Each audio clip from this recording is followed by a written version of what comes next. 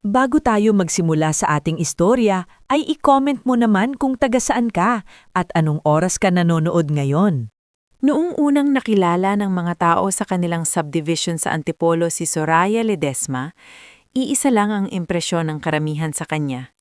Mahinhin, maayos, at tila babaeng walang ibang gustong gawin kundi panatilihing tahimik at marangal ang kanyang tahanan. Hindi siya iyong tipo ng mayamang asawa na laging nakaayos para mapansin sa social gatherings, at hindi rin siya mahilig sa tsismisan sa tapat ng gate. Kadalasan, makikita lamang siya sa umaga na nagdidilig ng mga halamang santan at gumamela sa harap ng kanilang bahay.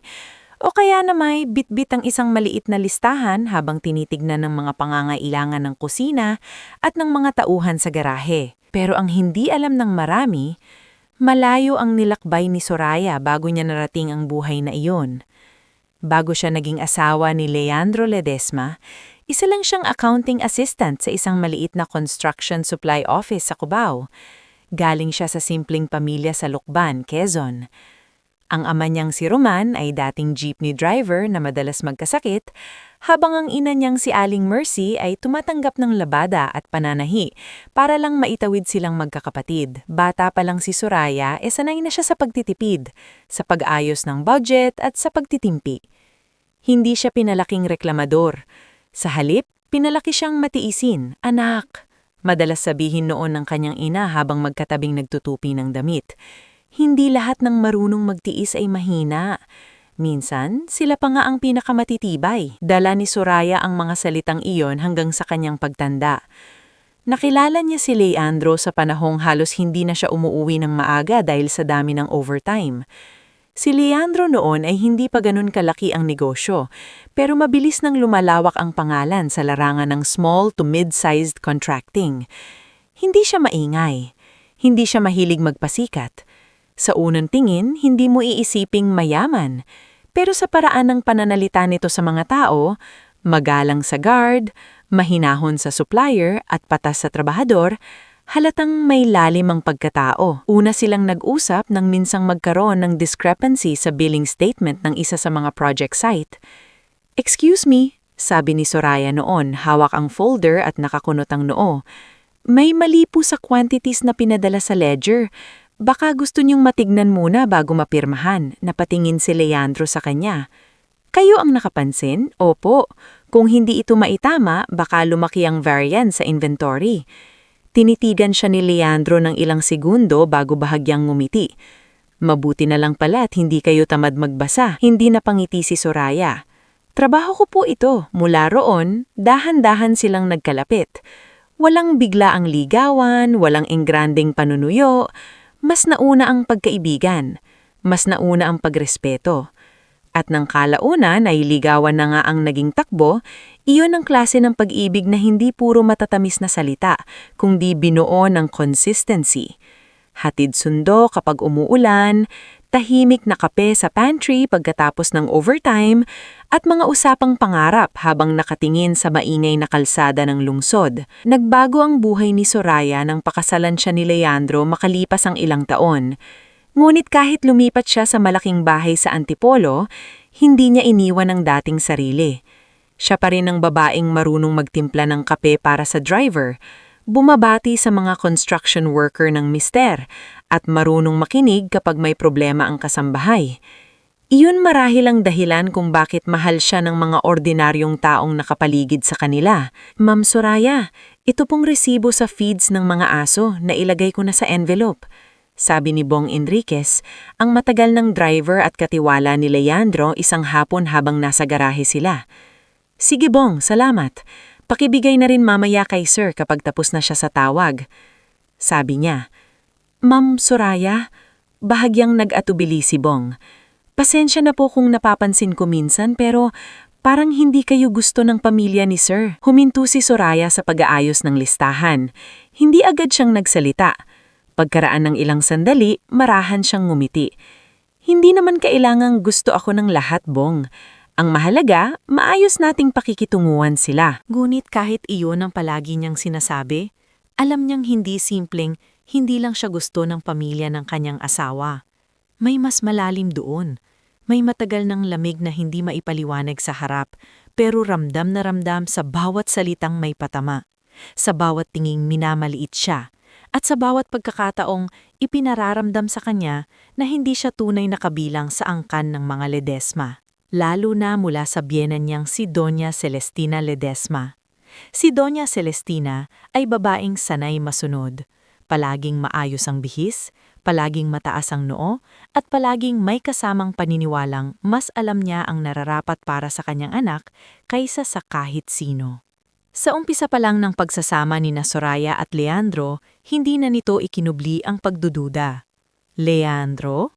Minsang narinig ni Soraya habang papasok siya sa salas, dala ang tsaa. Hindi ko maintindihan kung bakit sa lahat ng babae, isang simpleng empleyada pa ang napili mo. Tumahimik noon ang buong silid. Naroon ang biyenan niyang si Rogelio, tahimik lang ngunit mapanuri, at ang bunsong kapatid ni Leandro na si Marlon na halatang naaaliw sa eksena. Si Leandro ang unang nagsalita. "Ma, asawa ko si Soraya. Hindi siya simpleng empleyada sa paraang gusto niyong ipahiwatig." Bahagyang tumawa si Doña Celestina. "Aba, tinututuo mo pa? Hindi ba totoo naman? Hindi naman siya galing sa kauri natin." Hindi sumagot si Soraya noon. Inilapag niya lamang ang tsaa sa mesa at tumalikod ng mahinahon. Pero nang gabing iyon, habang magkatabi sila ni Leandro sa balkonahe, hindi na niya itinago ang bigat sa dibdib. "Pasensya ka na," mahinang sabi ni Leandro. Umiling si Soraya. "Hindi mo kasalanan. Pero pamilya ko sila." "Alam ko." Tumingin siya sa malayo, sa mga ilaw ng kabahayan sa ibaba ng burol. "At alam ko ring hindi agad magbabago ang tingin nila sa akin." Huminga ng malalim si Leandro. "Minsan iniisip ko, kaya ganyan si Mama at si Papa dahil hindi nila matanggap na may sarili akong pasya. Gusto nila, kontrolado pa rin nila lahat." Napatingin si Soraya sa kanya. "Ikaw ba? Hanggang ngayon apektado ka pa rin?" Matagal bago sumagot si Leandro. "Oo." Doon mas lalong nakilala ni Soraya ang mas malalim na sugat ng kanyang asawa. Hindi lang pala simpleng istrikto ang mga magulang nito noong bata pa siya. Lumaki pala si Leandro sa ilalim ng pressure. Kailangan laging magaling, kailangan laging panalo, kailangan laging sunod sa gusto ng pamilya. Kapag pumalya, malamig ang tingin. Kapag may sariling desisyon, may kapalit na paninisi. Kaya nang dumating sa buhay niya si Soraya, isang babaeng walang halong pagpapanggap, doon lang niya unang naranasang may tahanang hindi nakabatay sa takot. Hindi rin naging magaan ang relasyon ni Leandro sa kapatid niyang si Marlon. Kung si Leandro ay tahimik at responsable, si Marlon naman ay palabiro sa harap ng iba, ngulit may tagong inggit sa likod ng mga biro. Madalas sa tuwing may family dinner, hindi mawawala ang patutsada nito.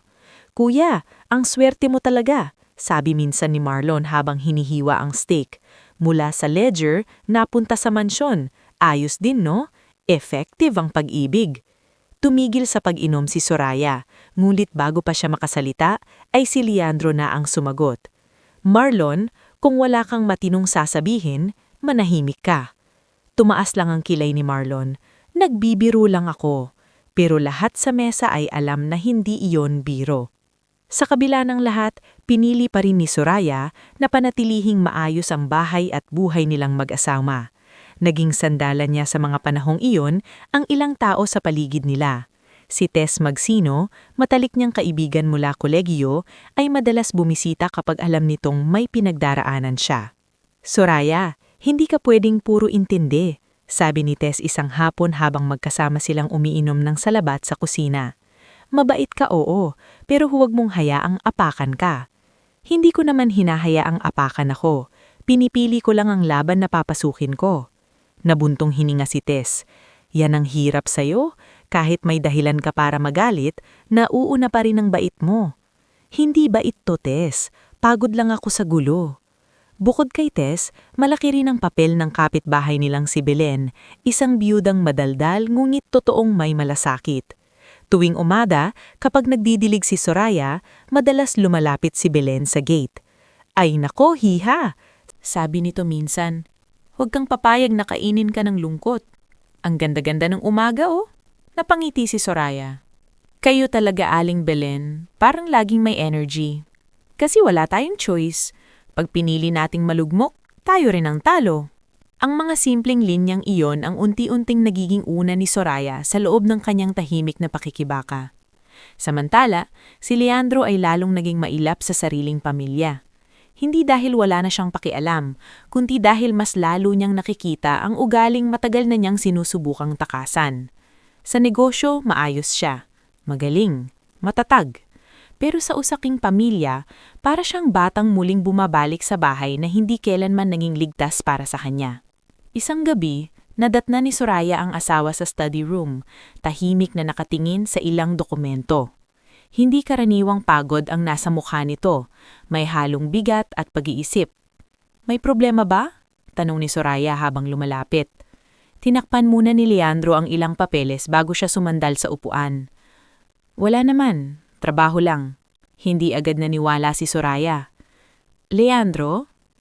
Napapikit siya sandali bago ibinuka ang drawer at inilabas ang isang folder. May ilang bagay akong natutuklasan itong mga nakaraang buwan. Sa negosyo, sa ilang properties, sa mga lumang transaksyon. Tumingin siya sa asawa. At ang masakit, parang hindi sa labas nang gagaling ang problema. Nanlamig ang pakiramdam ni Soraya. Anong ibig mong sabihin? Sa pamilya ko mismo. Hindi agad nakaimik si Soraya. Hindi pa kumpleto ang ebidensya, dagdag ni Leandro. Kaya hindi ako makapagbitaw ng paratang. Pero may kutob akong may hinihintay silang pagkakataon. Parang gusto nilang may mangyari sa akin o sa buhay ko para mas madali silang makialam. Lumapit si Soraya at hinawakan ang kamay nito. Mag-iingat ka. Tinignan siya ni Leandro ng matagal. Kaya nga kailangan kong maghanda. Para saan? Hindi agad sumagot si Leandro. Sa halip, tumingin siya sa folder, saka muli sa kanyang asawa. Kapag dumating ang araw na subukin tayo, gusto kong malaman mo na hindi kita iiwan ng walang laban. Hindi lubos na naunawaan ni Soraya ang ibig sabihin noon, ngunit ng gabing iyon, habang magkatabi silang natutulog at naririnig niya ang mahinang pagpatak ng ulan sa bubong, may kakaibang kaba na nananahan sa kanyang dibdib. Hindi pa niya alam na ang tahimik nilang buhay, ang bahay na maayos, ang harding dinidiligan niya tuwing umaga, ang simpleng mga usapan nila ni Leandro sa balkonahe at ang mga matang lihim na nakamasid mula sa girid ng pamilya ay unti-unti nang humahakbang patungo sa pagsubok na babago sa lahat. At sa likod ng mga pader ng marangyang tahanang iyon, may mga taong matagal nang naghihintay ng tamang sandali upang agawin hindi lang ang yaman ng mag-asawa, kundi ang kapayapaang matagal na pinaghirapan ni Soraya na buuin. Pagkatapos ng gabing iyon na nakita ni Soraya si Leandro sa study room na tila mabigat ang iniisip, hindi na siya lubusang nakatulog ng maayos sa mga sumunod na linggo. May kung anong pagbabago sa kilos ng asawa niya. Hindi halatang halata sa iba, pero malinaw sa mata ng isang taong tunay na nakakakilala rito. Mas naging maingat si Leandro sa mga tawag. Madalas ay hindi na niya iniiwan kung saan-saan ang kanyang mga dokumento. May ilang pagkakataon ding napapansin ni Soraya na tila pinag-aaralan nito ang galaw ng mga tao sa paligid nila, lalo na kapag may family gathering o usapang may kinalaman sa negosyo. Isang umaga, habang inaayos ni Soraya ang mga bayarin sa maliit na mesa sa breakfast nook, pumasok si Bong Enriquez na may dalang sobre. Ma'am, pinabibigay po ni Sir ito sa inyo. Sabi niya, ilagay niyo raw muna sa drawer ninyo at huwag bubuksan hanggat hindi niya sinasabi. Napatingin si Soraya sa kulay abong sobre. Ano raw to? Umiling si Bong. Hindi ko po alam, pero parang importante. Kinuha ni Soraya ang sobre at matamang itong tinignan bago inilagay sa drawer ng side cabinet. Mula sa kusina, natanaw ni Soraya si Leandro sa may garahe, kausap sa telepono, seryoso ang mukha habang nakatalikod. Hindi na siya lumapit. Sanay siyang igalang ang katahimikan ng asawa kapag malinaw na may mabigat itong inaasikaso. Pero habang tumatagal, lalo siyang kinakain ng kutob. Nang gabing iyon, habang magkatabi silang kumakain ng hapunan, hindi na siya napigilang magtanong. Leandro? Mahina niyang sabi. Ano ba talagang nangyayari? Tumingin ang asawa niya sa kanya sa kamarahang ibinaba ang kutsara. Bakit man natatanong? Dahil hindi ka mapakali nitong mga araw at dahil kilala kita. Kapag may dinadala ka, hindi ka mapakali kahit pilit mong itinatago. Ilang segundo siyang tinitigan ni Leandro para bang sinusukat kung gaano karaming katotohanan ang kaya niyang sabihin. Sa huli, napabuntong hininga ito. May mga papeles akong nakita tungkol sa ilang lumang lote at withdrawal sa company account. Hindi tugma ang pirma, hindi tugma ang disbursement, at may ilang transaksyong hindi ko naman inaprubahan. Alam mo kung sino ang may gawa? May kutob ako. Saglit itong tumigil, pero wala pa akong sapat na patunay. Pamilya mo? Hindi agad sumagot si Leandro, ngunit ang pananahimik niyang iyon ang naging kasagutan. Napahigpit ang hawak ni Soraya sa baso niya. Bakit hindi mo diretsahang harapin? Dahil kung haharapin ko sila ng kulang ang ebidensya, magtatago lang sila, gagawa ng panibagong kwento, at baka mas malala pa ang gawin nila. Anong balak mo? Tumayo si Leandro at lumapit sa bintana. Sa labas, halos hindi gumagalaw ang mga puno. Tahimik ang buong subdivision, pero sa loob ng bahay nilang iyon ay parang unti-unting humihigpit ang hangin.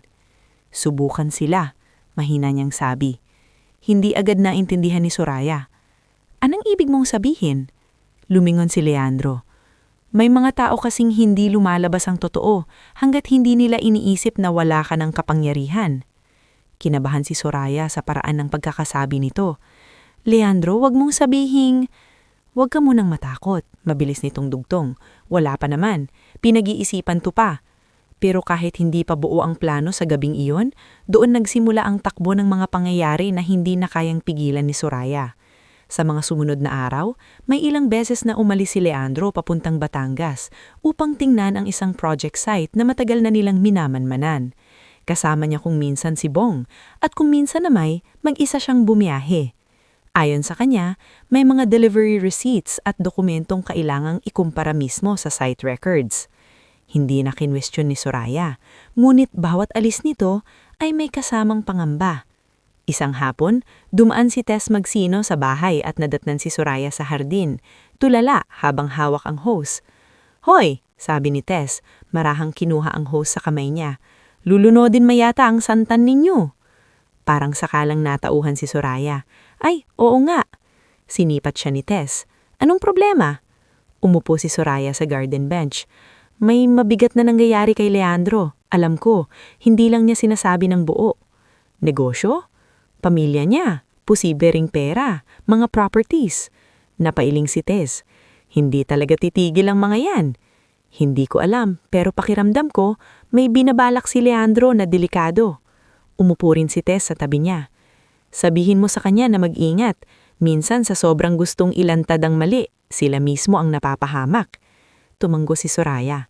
Ngunit sa kaibuturan ng kanyang dibdib, may pakiramdam siyang huli na ang lahat para pigilan pa ang bagay na binubuo ng asawa niya. Isang gabi ng Biyernes, umalis si Leandro ng mas maaga kaysa dati. May dala itong folder at maliit na bag. Paglabas nito sa pinto, hinabol siya ni Soraya. Sigurado ka bang kailangan mong umalis ngayong gabi? Tanong niya. Babalik din ako bukas ng hapon, sagot ni Leandro. May kailangan lang akong makausap sa Batangas. Kasama mo ba si Bong? Hindi, mas mabuting mag-isa muna ako. Napalunok si Soraya. Hindi ko gusto ang pakiramdam ko. Humakbang palapit si Leandro at hinawakan ng magkabilang balikat niya. Tingnan mo ako, napatingin siya rito. Ano man ang marinig mo sa mga susunod na araw, napatigil si Leandro, tila pinag-iisipan kung itutuloy ang sasabihin. Magtiwala ka sa akin. Nangilid ang luha sa mata ni Soraya. Bakit ganyan ang sinasabi mo? Dahan-dahang hinaplos ni Leandro ang pisngi niya. Dahil mahal kita, at dahil kailangan kong tapusin ito. Hindi na siya nakasagot. Yinakap na lamang niya ang asawa ng mahigpit, na parang may alam ang katawan niyang ayaw aminin ng isip. Ilang sandali pa, tuluyan nang umalis si Leandro. Kinabukasang gabi rin iyon, nagsimulang mabasag ang katahimikang matagal nilang inalagaan. Bandang 12:00 ng hating gabi, habang bahadyang nakakatulog si Soraya sa sala dahil hindi niya mapakali ang sarili, biglang tumunog ang telepono. Halos madulas ang handset sa kamay niya sa bilis ng kanyang sagot. Hello? Sa kabilang linya ay boses ni Bong, garalgal, hingal, at halatang gulat. Ma'am, si Sir. Biglang nanghina ang katawan ni Soraya. Anong nangyari kay Leandro? Naaksidante po raw ang sasakyan niya sa may liblib na bahagi ng kalsada sa Batangas. Nasunog po. Nasunog ang sasakyan. Parang natigil ang mundo. Ano? Halos pabulong na lang ang lumabas sa bibig niya. Kasama po ako ngayon ng mga puhis. May mga gamit po na nakuha. Relo niya po. At saka wallet. Hindi na halos niya marinig ang kasunod na mga salita. Ang buong paligid niya ay tila lumayo. Napaupo siya sa sahig kahit hindi niya namamalayan. Nag-iingay ang telepono sa tainga niya, pero para bang nasa ilalim na siya ng tubig. Naninginig ang mga daliri niya. Nanlalamig ang mga paa. Sa loob ng ilang segundo, hindi niya alam kung paano humina. Hindi niya maalala kung paanong nakarating sa bahay si Bong kinabukasan ng madaling araw kasama ang isang pulis at ilang dokumento. Hindi rin niya maalala kung paanong napaupo siya sa sofa habang paulit-ulit na sinasabing may aksidente, may sunog, may bangin sa gilid ng kalsada. Ang malinaw lang sa kanya ay ang relo ni Leandro na iniabot sa kanya ni Bong. Itim ang strap, bahagyang gasgas sa gilid at malinaw na kay Leandro nga iyon. "Ma'am," umiiyak na sabi ni Bong. "Pasensya na po." Doon na bumigay si Soraya. "Hindi!" Umiiling siyang sabi habang mahigpit na yakap ang relo. "Hindi! Hindi pwede! Hindi pwedeng ganito!" Alingaw-ngaw sa buong sala ang iyak niya. Dumating si Tess bandang madaling araw matapos tawagan ni Belen na narinig ang kaguluhan sa bahay. Habang hawak siya ni Tess at pilit pinapainom ng tubig, ramdam ni Soraya na para bang kinukuskus ang puso niya mula sa loob.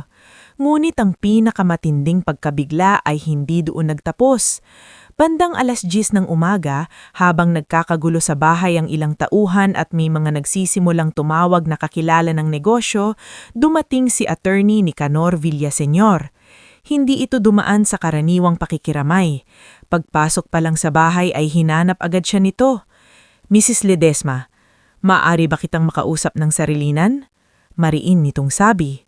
Namumugto ang mga mata ni Soraya nang tumanggo siya. Dinala siya ni attorney Nicanor sa maliit na study room ni Leandro at maingat na isinara ang pinto. "Ano po yun, attorney?" Nanginginig pa rin ang boses niya.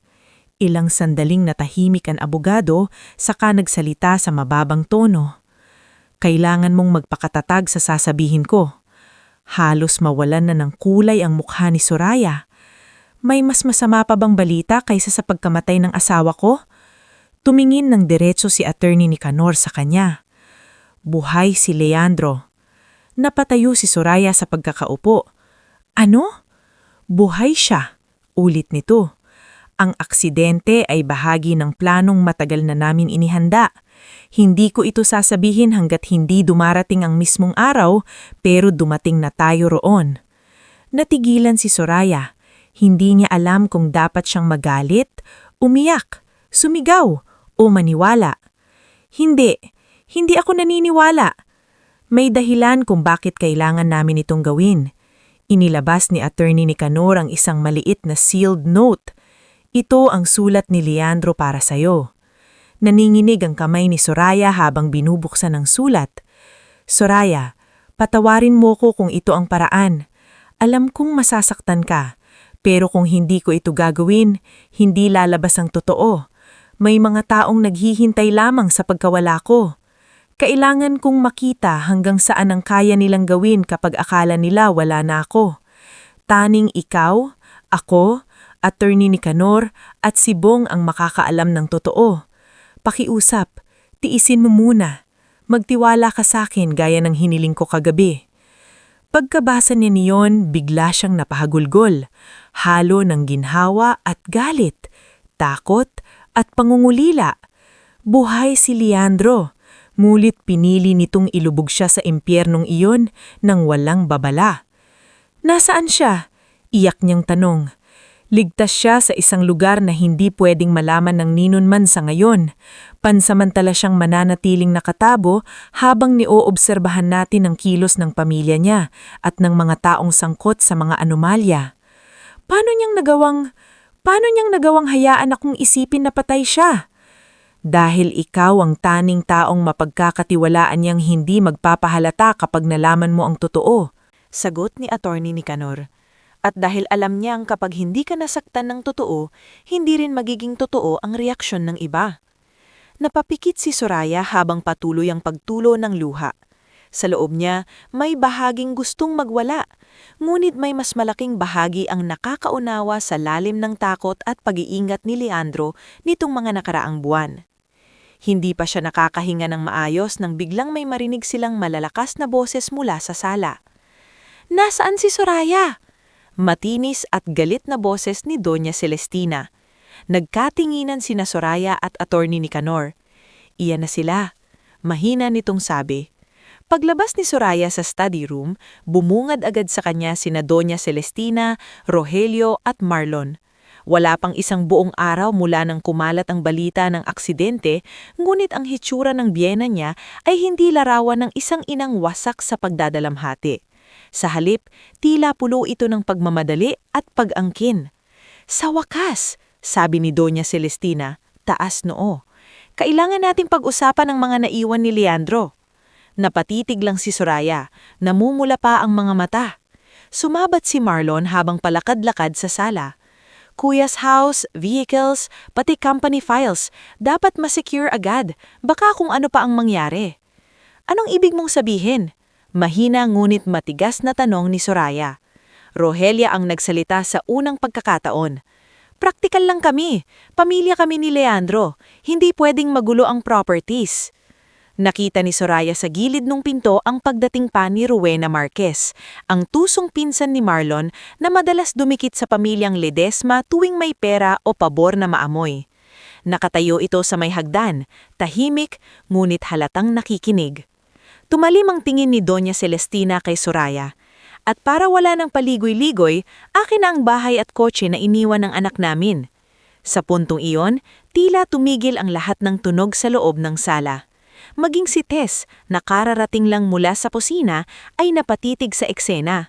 Kahit si Belen na sumisilip mula sa pinto ay napahawak sa dibdib. At doon, sa gitna ng namamaga niyang mga mata, iyak na mukha at pusong kagagaling lang sa pinakamatinding takot, dahan-dahang tumawa si Soraya. Hindi iyon tawang masaya, hindi rin iyon tawang nanlalait. Isa iyong maikling tawang may halong pait, gulat at biglang pagkaunawa sa lalim ng kasakiman ng mga taong nasa harapan niya. Napakunot noo si Doña Celestina. "Anong nakakatawa?" Pinunasan ni Soraya ang kanyang luha at tumingala. Sa unang pagkakataon mula nang maging manugang sa pamilyang iyon, may kakaibang katatagan sa boses niya. "Wala po," sabi niya. "Natatawa lang ako sa bilis ng lahat. Hindi pa nga naililibing sa isip ninyo ang anak ninyo, may listahan na kayo ng gustong angkinin." Namula sa galit si Marlon. "Aba, ang tapang mo." "Tama na," sabi ni Rogelio, pero halatang siya man ay naiirita.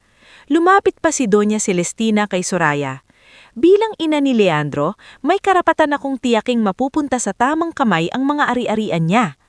Napatitig si Soraya sa kanyang biyenan, saka sa taligid ng bahay na ilang taon niyang inalagaan ng tahimik. Sa isip niya, umalingaw-ngaw ang sulat ni Leandro. "May mga taong naghihintay lamang sa pagkawala ko." At ngayon, nasa harapan na niya ang pinakaunang katotohanan. Hindi na ito simpleng lamig ng pakikitungo. Hindi na ito patutsyada sa hapagkainan. Hindi na ito inggit na itinatago sa biro. Ito na ang hubad na anyo ng kanilang pagkamkam. At sa mismong araw na inakala nilang wala ng Leandro Ledesma na hahadlang sa kanila, nagsimula ring mamatay ang takot ni Soraya sa kanilang apelyido. Nang matapos ang unang komprontasyon sa sala, hindi agad umalis sina Doña Celestina, Rogelio at Marlon. Para bang sa mismong araw ng diyumano'y pagkamatay ni Leandro, ay gusto na nilang idiin sa bahay na iyon na may bago ng sentro ng kapangyarihan. Nakaupo si Doña Celestina sa paboritong armchair ni Leandro na tila ba kanya iyon noon pa man. Si Rogelio naman ay tahimik, ngunit mapanuri. Nakatingin sa mga dingding, sa mga kabinet, sa mga susi ng sasakyan na nakasangit sa maliit na hook malapit sa foyer. Samantalang, si Marlon ay walang kahihiyang pumasok-labas sa ilang bahagi ng bahay na parabang nag-iinspeksyon na ng mga maiiwan. Sa may dining area, mahigpit ang hawak ni Tess sa braso ni Soraya. "Huwag kang mag-iisa sa kanila," pabulong niyang sabi. "Hindi maganda ang kilos nila." "Hindi ako uurong sa sarili kong bahay," sagot ni Soraya. Mababang tinig ngunit matigas ang mga mata. Mula sa pinto ng kusina, sumilip si Belen. Kahit kapitbahay lamang at hindi tunay na kaanak, halatang mas totoo pa ang pag-aalala niya kaysa sa mga kamag-anak ng di umaning namatay. "Anak," sabi ni Belen kay Soraya, "sabihin mo lang kung may kailangan ka. Tatawagin ko ang anak kong si Juno kung kailangan mong may magbantay sa labas." Tumanggo si Soraya. "Salamat, Aling Belen." Hindi pa man lubusang lumulubog ang araw, nagsimula nang ipakita ng mga biyena niya ang tunay nilang pakay. "Soraya," sabi ni Rogelio habang nakatayo sa tabi ng long table. "Nasaan ang mga duplicate copies ng titulo ng bahay?" Nilingon siya ni Soraya. "Bakit niyo po itinatanong?"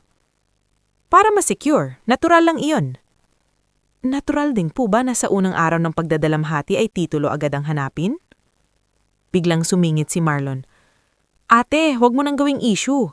Si Papa lang naman ang nagtatanong. Hindi ba mas mabuti nang maayos agad ang lahat kaysa mapunta sa gulo?" Hindi sumagot si Soraya. Sa loob-loob niya gusto niyang sabihin ng totoo. Nabuhay si Leanyo, na bawat salitang lumalabas sa bibig nila ay isa-isang itinatala sa alaala niya. Ngulit naalala niya ang bili ni Attorney Nicanor. "Magmasid ka. Huwag kang padadala. Sila mismo ang maglalantad ng sarili nila." Kaya sa halip na magwala, tumahimik siya at ang katahimikang iyon ang lalong nagpainis sa kanila. Kinabukasan, nagsimulang dumagsa ang mga tao sa bahay. May ilang kamag-anak na totoong nakikiramay, may ilang dating business contact ni Leandro na gulat at hindi makapaniwala, may ilan ding halatang naparoon hindi para makiramay, kundi para sumilip kung anong susunod na mangyayari sa ari-arian at negosyo ng mga Ledesma. Sa gitna ng lahat, si Soraya ang kailangang humarap sa bawat bisita, sa bawat tanong, sa bawat tingin na parabang sinusukat kung gaano katibay ang babaeng naiwan. Kasabay nito, lalong naging aktibo si Rowena Marquez. Hindi man ito tuwirang pumapasok sa sentro ng usapan, lagi naman itong nasa paligid, nakikinig, nagmamasid, bumubulong kay Marlon at paminsan-minsang sumusulpot sa tabi ni Doña Celestina na may kung anong suhestyon. Dapat ipa-freeze na ang access niya sa ilang records. Narinig ni Soraya na bulong nito minsan habang nakatayo sa may hallway. Hindi natin alam kung anong pwede niyang galawin. Hindi pa siya basta-basta mapapalayas, pabulong ding sagot ni Marlon. Pero mababasag din yan. Sa araw ding iyon, muling dumating si Attorney Nicanor. Sa harap ng ibang tao, pormal lamang ang pakikitungo nito. Pero nang makahanap sila ng sandaling magkausap sa laundry area, agad itong nagsalita. "Kumusta sila?" "Mas mabilos pa sa bowl kung umaasta," sagot ni Soraya. "Parang inaabangan lang nila na bumagsak ako." "Hayaan mo silang magsalita. Lahat ng kilos nila ay may saysang." "Hanggang kailan ko titiisin ito?" "Hanggang sa mas malinaw ang mga ebidensya. Hindi lang tungkol sa bahay ang kailangan nating ilantad, Soraya. Mas malalim ito." Napapikit si Soraya. "Minsan gusto kong sigawan sila." "Alam ko, pero mas malaki ang laban kaysa sa galit mo sa ngayon." Hindi naging madali ang mga sumunod na buwan. Unti-unting kumalat sa mga kamag-anak at kakilala ng pamilya ang iba't ibang bersyon ng kwento. May nagsasabing si Soraya raw ay masyadong kumpante para sa isang byuda. May nagsasabing baka matagal na nitong alam ang tungkol sa kalagayan ng negosyo ni Leandro. May mga bulong pang baka kaya raw hindi siya halos nakikipagkita sa pamilya ng asawa ay dahil may itinatago siya. Isang hapon, dumating si Tess sa bahay na halatang galit. "May narinig ako sa church committee ni na Doña Celestina," sabi pagpasok pa lang sa kusina. "Pinapalabas nilang baka may ibang lalaki ka raw, kaya raw parang wala nang gana sa burol at sa pakikiharap sa pamilya." Unti-unting ibinaba ni Tasa ng tsaa. "Talaga?" "Oo, at kung hindi ko lang kilala kung sino ka, baka sinabunatan ko na ang babaeng nagkukwento sa akin." Napangiting ng pait si Soraya. Ganun pala kabilis gumawa ng kwento ang mga taong naghahabol ng mana. "Hindi ka pwedeng manahimik lang dito, Soraya. Anong gusto mong gawin ko? Lumaban ka. Tumingin si Soraya sa labas ng bintana. Sa may garahe, nakaparada pa rin ang isa sa mga sasakyan ni Leandro, yung sedan na matagal nang gustong kuhanin ni Marlon. Parang buhay na paalala iyon ng lahat ng gustong agawin sa kanya. Lalaban ako, mahina niyang sabi, pero hindi sa paraang gusto nila. Sa panahong yun, unti-unti natuklasan ni Soraya na hindi sapat ang maging matiisin. Kailangan din niyang matutong tumayo sa larangang dating iniiwasan niya, ang mundo ng negosyo ni Leandro. Sa loob ng maraming taon, bagamat alam niya ang takbo ng accounting at household management, si Leandro pa rin ang humaharap sa mga contractor, suppliers at branch managers. Ngayong wala ito sa paningin ng lahat, may mga mata nang nagtatanong kung sino ang hahawak sa dapat hawakan. Doon pumasok sa eksena si Ma'am Jessa Fuentebella. Si Jessa ay isang biyudang negosyante na minsang tinulungan ni Leandro sa isang problema sa permit ng hardware chain nito sa Laguna. Hindi sila malapit ni Soraya noon, pero isang araw ay bigla itong dumating sa bahay at humiling na makausap siya. Hindi kita pinuntahan para makiramay lang, diretsahan nitong sabi habang magkatapat silang nakaupo sa veranda. Pinuntahan kita dahil kilala ko ang mundo ng mga lalaking namamatay o nawawala bigla, at kung paano sinusubukang agawin ng iba ang lahat sa babaeng naiwan. Tiningnan siya ni Soraya. Ano po ang gusto niyong sabihin?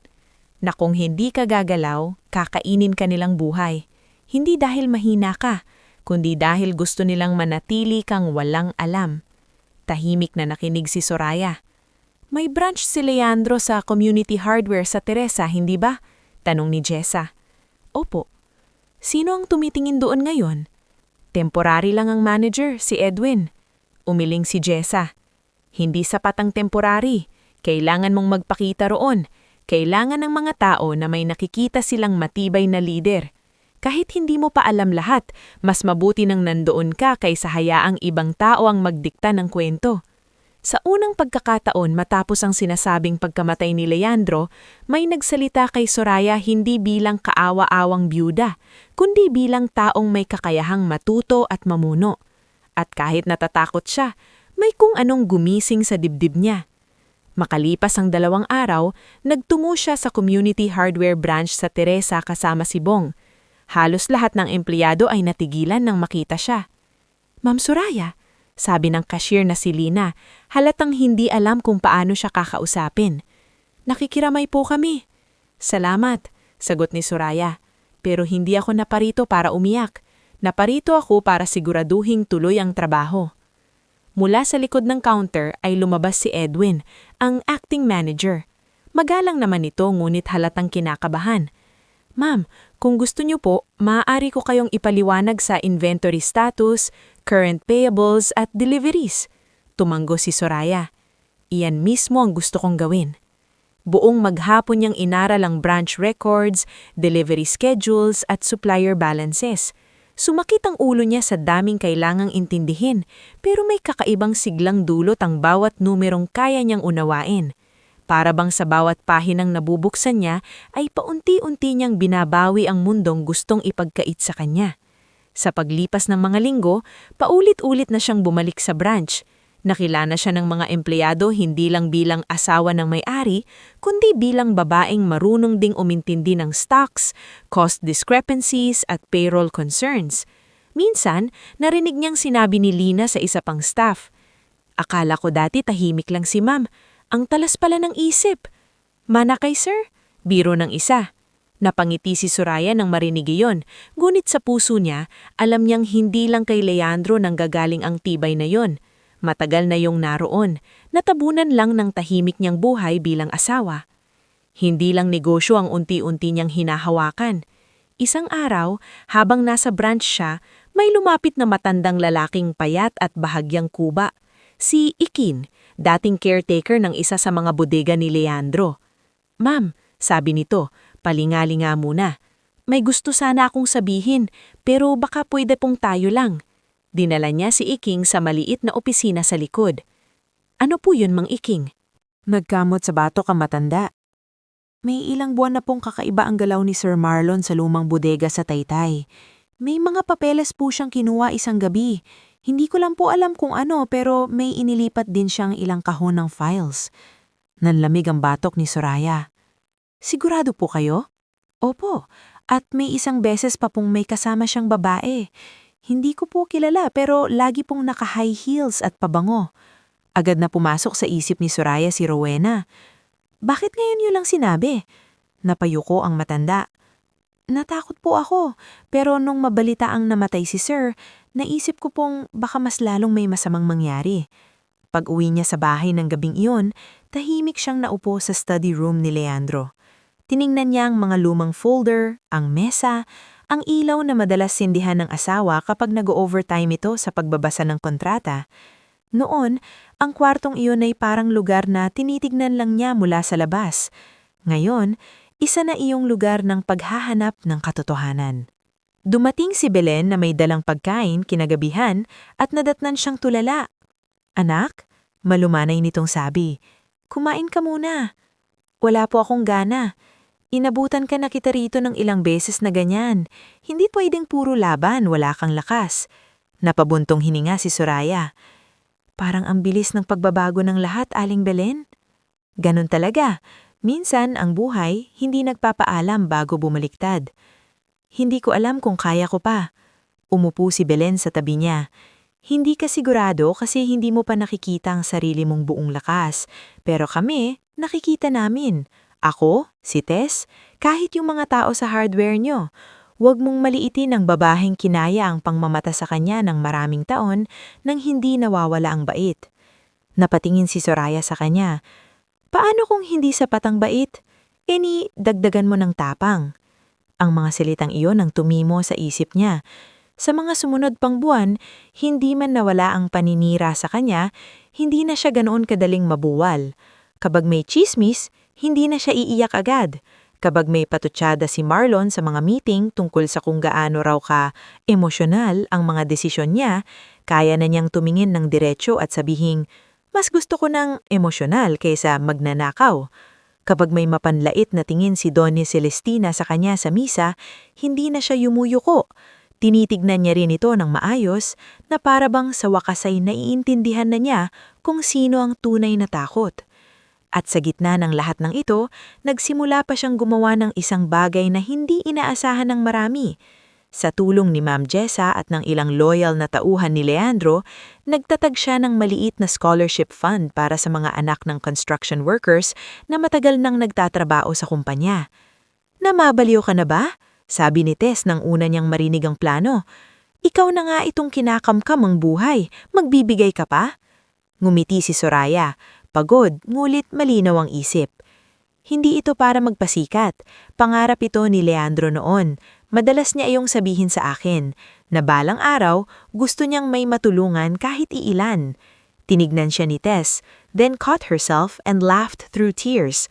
Tignan mo nga naman, habang sila abala sa pag-angkin, ikaw naman abala sa pagbuo. Hindi na sumagot si Soraya. Sa halip, tiningnan niya ang listahan ng unang 5 anak ng manggagawa na mabibigyan nila ng school supplies at allowance. Sa unang pagkakataon mula nang gumuho ang dati niyang tahimik na buhay, may nabuo siyang bagay na hindi kayang agawin ng kahit sinong gahaman. At doon niya unti-unting naunawaan na ang tunay na pagbagsak ay hindi yung pagkawala ng respeto ng iba, o ang pagdami ng tsismis laban sa'yo, o ang pag-iisa sa gitna ng gulo.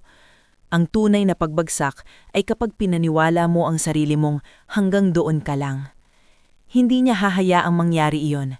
Dahil habang abala ang mga kalaban niya sa pagsukat kung gaano na siya kahina, hindi nila napapansin na sa bawat araw na lumilipas, mas lalo namang nabubuo ang isang Soraya na hindi na nila kayang sindakin. Isang babaeng marunong ng tumayo sa sariling paa, humawak ng negosyo, mag-ingat sa ahas, at ngumiti sa gitna ng sakit dahil alam niyang ang susunod na yugto ng laban ay hindi na tungkol sa pagligtas sa sarili lang, kundi sa pagbubunyag ng mga taong matagal nang nabubuhay sa pandaraya. Sa mga buwan na unti-unting tumitibay si Soraya, kasabay ding tumitindi ang pag-ikot ng mga taong nais siyang pabagsakin. Hindi na siya yung babaeng tahimik lang na kinakausap ng pababa ang tingin sa family gatherings. Hindi na rin siya ang biyudang inaasahan nilang magtatago sa likod ng panyo habang sila ang nagdedesisyon sa bawat ari-arian ni Leandro. Sa bawat pagpunta niya sa hardware branch, sa bawat maayos niyang pakikiharap sa mga empleyado, at sa bawat maliit na tagumpay ng scholarship fund na itinayo niya, lalong umiinit ang dugo ng mga taong sanay na sila lang ang may kontrol. Pero hindi pa rin nawawala ang bigat sa dibdib ni Soraya sa tuwing umuuwi siya sa bahay sa Antipolo at mapapatingin sa study room ni Leandro.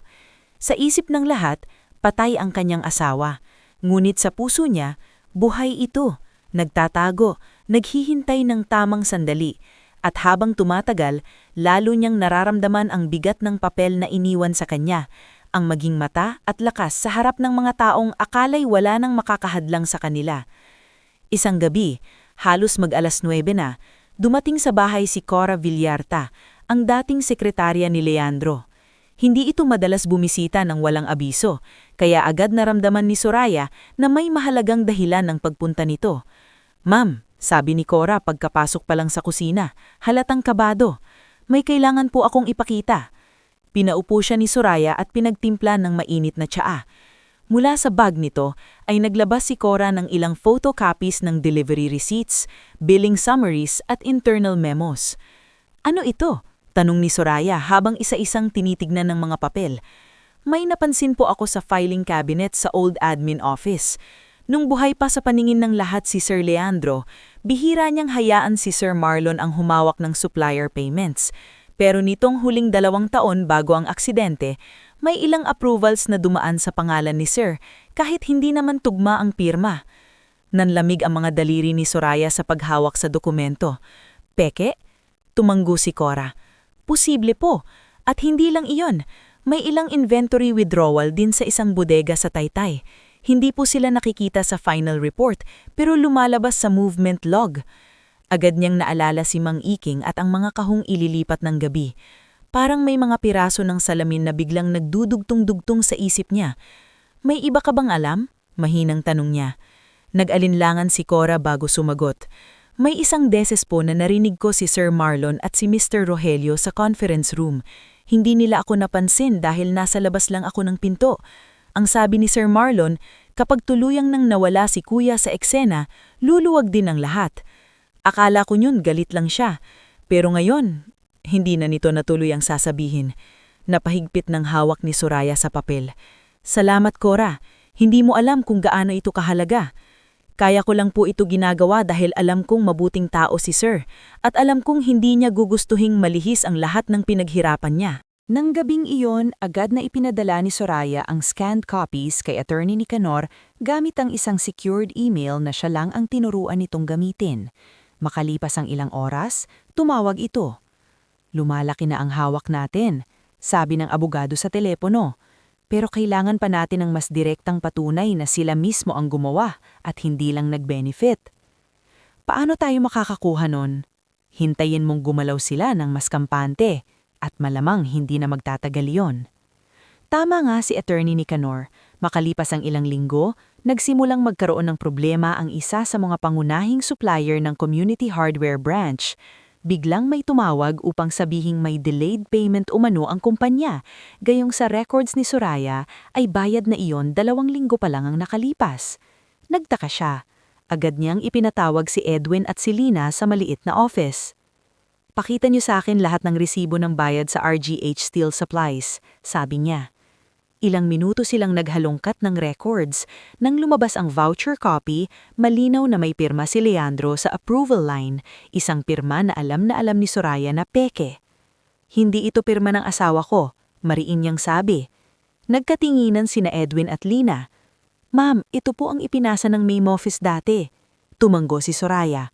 "At mula ngayon, walang payment na gagalaw ng hindi ko personal na nakikita ang source document." Habang lumalalim ang kanyang paghawak sa negosyo, mas nakikita niya kung gaano kalawak ang sabotahe. May mga materyales na kinurukot, may mga lote na ginawang collateral ng walang pahintulot, may mga disbursement na inilabas para sa di umano'y repair at transport pero hindi naman dumating ang serbisyo. Hindi na ito simpleng usapin ng pamilyang gustong mang-agaw ng bahay. Ito ay sistematikong pangungulimbat na matagal nang ginagawa sa likod ni Leandro. Ngumit sa kabila ng pagdami ng ebidensya, may panibago na namang hampas na dumating sa buhay ni Soraya. Isang umaga, habang papasok siya sa branch, sinalubong siya ni Bong na halatang problemado. "Ma'am," nanginginig ang boses nito. "May dumating pong sulat sa bahay niyo kanina, galing korte." Nanikip ang dibdib ni Soraya. "Korte?" "Opo, kaso raw po." Pagbalik niya sa Antipolo, nadatnan niya si Tess sa sala, hawak ang kopya ng complaint. Nakasimangot ito sa galit.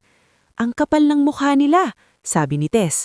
"Pinaparatangan kang nag-falsify ng documents at nag-illegal transfer ng sasakyan ni Leandro."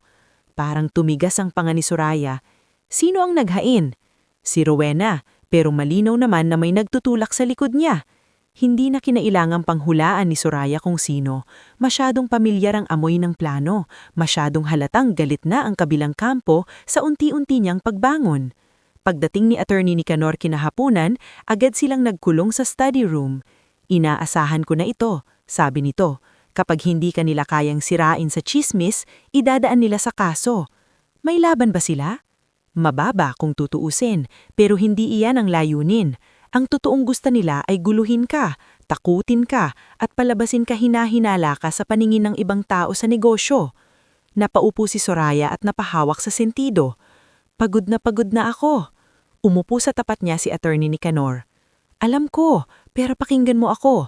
Ang ginagawa nila ngayon ay palatandaan na natatakot na sila." "Natatakot? Mukha ba silang natatakot?" "Oo, dahil lumalakas ka, dahil hindi ka nila napalayas, dahil may hawak ka ng records, at higit sa lahat, dahil hindi ka na nila kayang hulihin sa dati mong katahimikan." Sa mga sumunod na linggo, naging parang pandurog ang buhay ni Soraya. Sa umaga, haharap siya sa branch at sa supplier issues. Sa hapon, makikipagpulong siya kay Attorney Nicanor at kalaunan kay Fiscal Ador Salenga, isang tahimik ngunit matalim na prosecutor na ipinakilala ng abogado upang tumulong sa pagbuo ng criminal angle ng kaso laban kina Marlon at Rogelio. Sa gabi, uuwi siya sa bahay na tila puno ng anino ng mga taong gustong siyang sirain. Ngunit hindi na siya ang dating Soraya. Isang araw, ipinatawag siya sa isang family gathering sa lumang ancestral hall ng mga Ledesma, di umano'y para pag-usapan ang kapakanan ng pamilya at ng negosyo. Ayaw sana niyang pumunta, pero iminunggake ni Attorney Nicanor na dumalo siya. Baka ito na ang pagkakataon na mas lalo silang maging kampante. Sabi nito, "Kapag iniisip nilang napipilitan kang makiusap, mas malamang na magkamali sila." Kaya nagtungo si Soraya roon suot ang simpleng cream blouse at maitim na palda.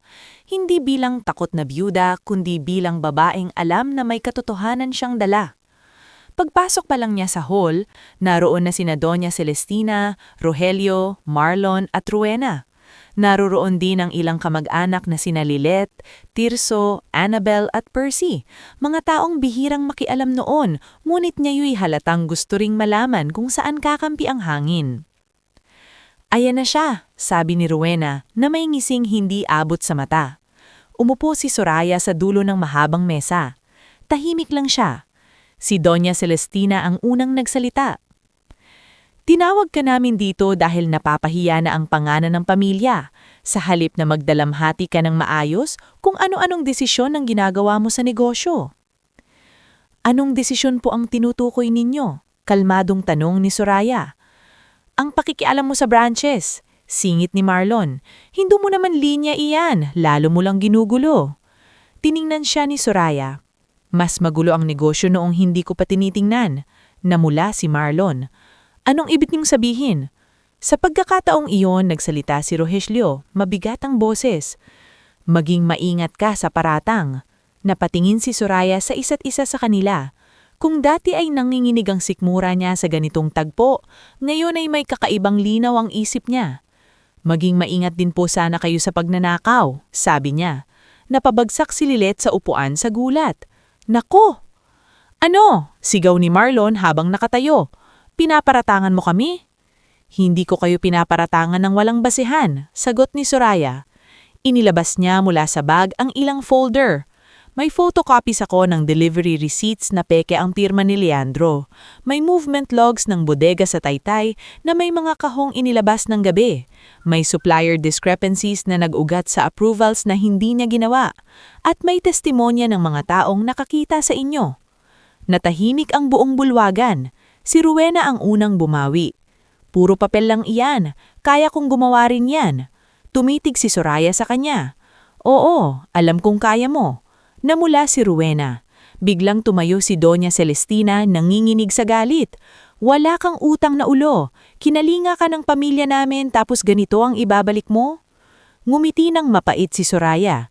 Kinalinga? O tiniis lang habang inaabangan ninyong mawala ang anak ninyo para maagaw ang lahat? Maging si Percy na tahimik lang kanina ay napakiling na parang biglang nabuksan ang isip sa tunay na takbo ng usapan. Celestina, mahinang sabi ni Tirso, kung may katotohanan ng mga papeles na iyan, mas mabuting ipaliwanag ninyo. Walang kailangang ipaliwanag, sigaw ni Marlon, sinisiraan lang tayo. Ngunit bago patuluyang magulo ang lahat, biglang bumukas ang malaking pinto ng hall. Lumingon ang lahat. At doon, sa may entrada, nakatayo si Leandro. Payat siya ng konti kaysa dati. Mas matalim ang mga mata. Mas seryoso ang mukha. Ngunit walang pagkakamali. Siya iyon. Buhay. Totoo. At nasa harapan nilang lahat. Napasinghap si Annabel. Napahawak sa dibdib si Lilet. Si Rowena ay napaatras tila nakakita ng multo. Si Rogelio na dati halos hindi mo mabasa ang emosyon ay namula ng husto. Samantalang si Doña Celestina ay napakapit sa mesa, parang nawalan ng balanse. At kung kulang pa ang dala ni Soraya, malamig na sabi ni Leandro habang dahan-dahang lumalapit, narito ako para kumpletuhin ang paliwanag. Leandro, bulong ni Doña Celestina nanginginig, anak. Wala munang anak, ma. Hindi pagkatapos ng lahat ng ginawa ninyo habang iniisip ninyong wala na ako. Si Marlon ay hindi makakitang diretso sa kanya. Kuya, makinig ka muna. Ikaw ang makinig, marining sabi ni Leandro. Buong taon ko kayong pinanood. Bawat galaw, bawat dokumentong inilipat, bawat supplier na kinamkam, bawat gipitin kay Soraya. At ang pinakamalaking pagkakamali ninyo, inisip ninyo na kapag wala ako, madali ninyong dudurugin. Umikot ang tingin niya sa buong silid, saka tumigil kay Soraya. Nagkamali kayo. Hindi yon ang uri ng esena na matatapos sa isang sigawan. Dahil realistic ang sakit, realistic ding magulo ang pagbagsak ng katotohanan. Umiyak si Doña Celestina, ngulit hindi matiyak ni Soraya kung dahil ba iyon sa pagkagulat o sa pagkakabuking. Nagsimulang magsalita ng sabay-sabay sina Marlon at Rowena, parehong nagtatangkang magturo sa isa't isa. Si Rogelio ay tumahimik lang ngunit sa mga mata nito ay halatang mabilis na umiikot ang isip, naghahanap ng paraan para makalusot. Rowena ang may alam sa ibang papeles. Sigaw ni Marlon. Ako? Sagot ni Rowena. Ikaw ang nagpakuha sa akin ng draft ng salaysay laban kay Soraya. Tumigil kayong dalawa. Sigaw ni Doña Celestina. Ngunit huli na ang lahat. Sa isang iglap, sa harap ng mga kamag-anak, sa harap ng mga ebidensya, at sa harap mismo ni Leandro na akala nila'y wala nang babalik.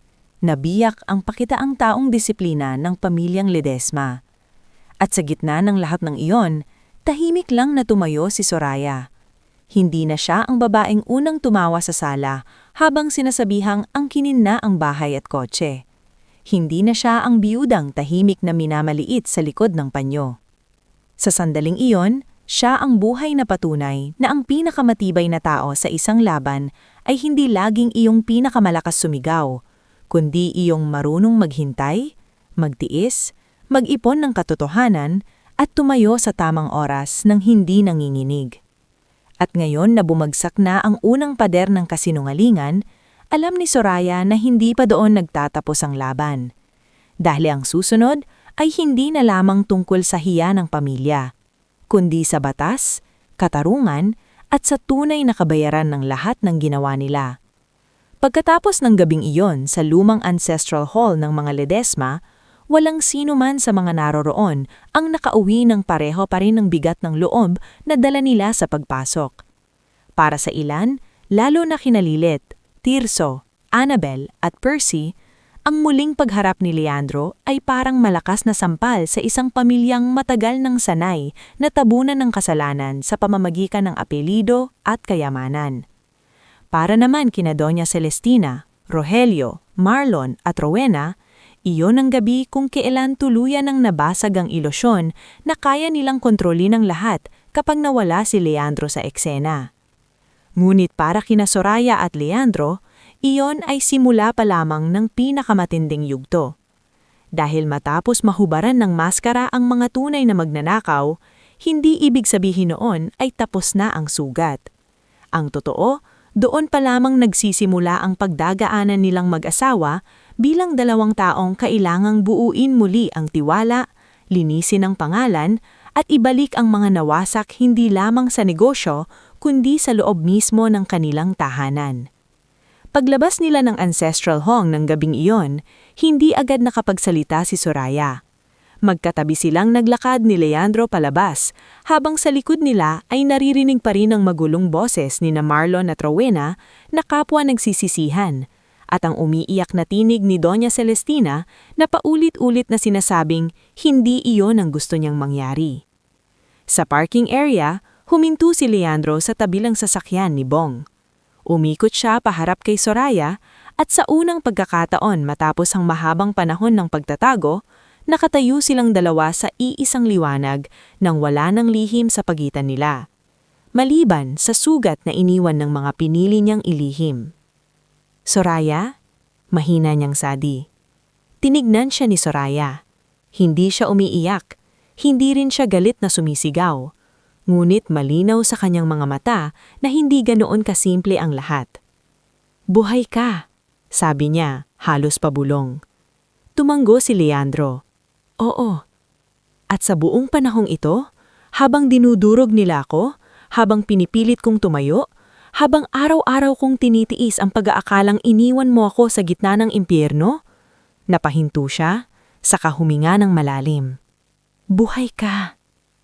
Alam kong wala akong karapatang sabihing patawarin mo agad ako, dahil alam kong nasaktan kita ng higit sa inaakala ko.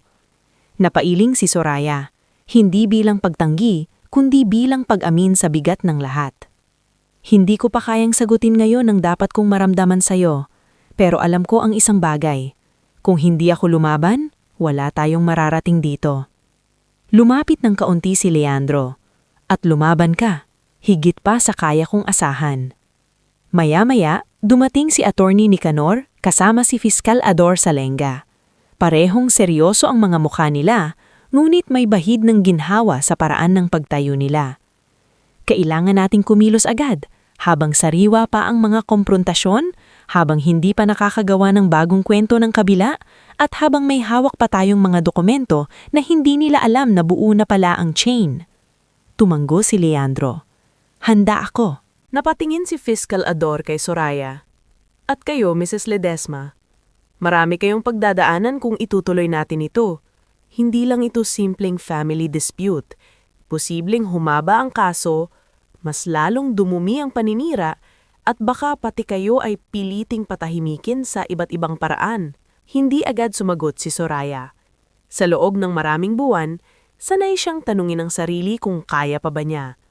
Ngunit ngayong nasa harapan na niya ang katotohanan, parang mas malinaw na ang dapat niyang piliin. Kaya ko, sagot niya. At hindi na ako aatras. Sa mga sumunod na linggo, nagsimula ang masinsinang proseso ng pagbabalikwas. Isa-isang inihanda ni na Attorney Nicanor at Fiscal Ador ang mga kasong isasampa laban kina Marlon at Rogelio kaugnay sa estafa, qualified theft, falsification of documents at ilang iba pang dokumentadong pandaraya sa negosyo. Si Rowena naman ay nadawit sa paggawa ng huwad na salaysay at pakikilahok sa pagtatangkang iligaw ang records ng sasakyan at ilang properties. Hindi naging madali ang lahat. Noong una, sinubukan pa ni Doña Celestina na kausapin si Leandro ng sarilinan. Isang hapon, dumating ito sa bahay sa Antipolo na wala ng kasamang mataas na tono at utos. Ang kapalit niyon ay isang anyo ng pagkawasak na hindi pa nakikita ni Soraya noon sa biyena niya. Anak, sabi nito habang nakatayo sa sala, Hawak ang bag na tila ba hindi alam kung saan ilalagay ang sarili. Pwede ba tayong mag-usap? Nakatayo si Soraya sa may dining area. Tahimik lamang. Si Leandro naman ay tuwid lang ang tayo sa tapat ng ina. Tungkol saan? Malamig nitong tanong. Tungkol sa pamilya natin. Bahagyang natawa si Leandro, ngunit walang aliw sa tunog niyon. Pamilya? Noong akala ninyong patay na ako, hindi pamilya ang hinanap ninyo. Bahay, kotse, titulo, akses sa negosyo, yun ang hinanap ninyo. Namasa ang mata ni Doña Celestina. Nagkamali kami. Kayo lang ba? Tanong ni Soraya, kalmado ngunit matalim. O pati ang konsensya niyo ngayon ay natatakot lang sa kahihinatnan. Napatingin sa kanya si Doña Celestina. Sa unang pagkakataon, hindi na ito tumingin kay Soraya na para bang isang babaeng mababa ang pinanggalingan. Sa halip, may halo iyong hiya at pagkatalo. Hindi kita minahal bilang manuggang, sabi ng matanda. Pero hindi ko gustong umabot sa ganito. Pero hinayaan nyo, sagot ni Soraya. At iyon ang pinakamalapit na pag-amin na nakuha nila mula rito. Hindi sapat para burahin ang lahat, ngulit sapat para maunawaan nilang hindi na muling maibabalik sa dati ang relasyon nila. Samantala, sina Marlon at Rogelio ay hindi ganoon kadaling bumigay. Gumawa pa sila ng ilang pagtatangkang kumilos mula sa likod. Paglapit sa ilang dating supplier, paninindak sa 2 tauhang gustong tumestigo, at maging ang pagsusubok na palabasing si Leandro mismo ang may gawa ng ilang anomalya upang iligtas ang kanilang sariling balat. Ngunit dahil sa maingat na pag-iingat ni Soraya, Cora, Mang Iking at ng iba pang taong pinili ng magsabi ng totoo, hindi na ganoon kadaling balugtutin ng kwento. Isang araw, ipinatawag ni Fiscal Ador sina Soraya at Leandro para sa final review ng complaint package. Naroon din sina Cora, Bong at si Mang Iking, na halatang kabado ngunit determinado. Habang nakalatag ang mga dokumento sa conference table, isa-isang ipinaliwanag ni Fiscal Ador ang lakas ng bawat piraso ng ebidensya. Ang chain ng forged signatures ay matibay. Ang warehouse movement logs ay tumutugma sa supplier discrepancies. May witness testimony tayo sa after-hours document transfers at ang pinakamahalaga, may motive, pattern, at attempt to seize assets immediately after the staged death. Napatingin si Soraya kay Leandro. Tahimik lang ito, ngunit alam niyang mabigat din para rito ang makita sa papel ang lawak ng pagkakanulo ng sariling ama at kapatid. Biglang sumalita si Mang Iking. Mahina ngunit malinaw. Sir, pasensya na po kung ngayon lang ako naglakas loob. Matagal ko na pong napapansin na may mali. Lumingon si Leandro sa matanda. Mas mahalaga na nagsalita ka ngayon. Pagkatapos ng pulong na iyon, tuluyan nang naisampa ang mga kaso. Kumalat ang balita sa mga kamag-anak, sa business circle, at maging sa ilang lokal na pahayagan na dating humahama sa pangalang Ledesma.